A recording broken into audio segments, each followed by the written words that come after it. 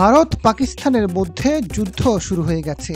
হঠাৎ করে রাতের আধারে কাপুরুষের মতো হামলা চালায় ভারত। বুধবার রাত 1:44 পাকিস্তানের 9টি স্থানে ক্ষেপণাস্ত্র নিক্ষেপ করে দেশটি। ভারতীয় সশস্ত্র বাহিনী 25 মিনিট ধরে 24টি মিসাইল ছুড়ে জবাবে পাকিস্তানও পাল্টা আক্রমণ করে। এতে যুদ্ধ বেঁধে যায় দুই দেশের মধ্যে। থেমে থেমে এখনও গুলি বিনিময় চলছে দুই দেশের সীমান্তে। কাশ্মীরে হামলার ইস্যুকে কেন্দ্র করে সপ্তাহখানেক আগেই যুদ্ধের ঘোষণা দেন মোদি।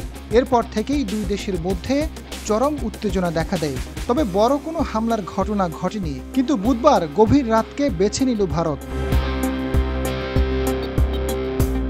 পাকিস্তান সেনাবাহিনী জানিয়েছে, ভারতের বিমান হামলায় পাকিস্তানে 26 বেসামরিক নাগরিক নিহত হয়েছে, আহত হয়েছে 46 জন। তবে এই হামলায় কমপক্ষে 70 জন নিহত হয়েছে বলে দাবি করেছে ভারত। এতে আরও 60 জনের বেশি আহত হয়েছে বলে দাবি করা হয়।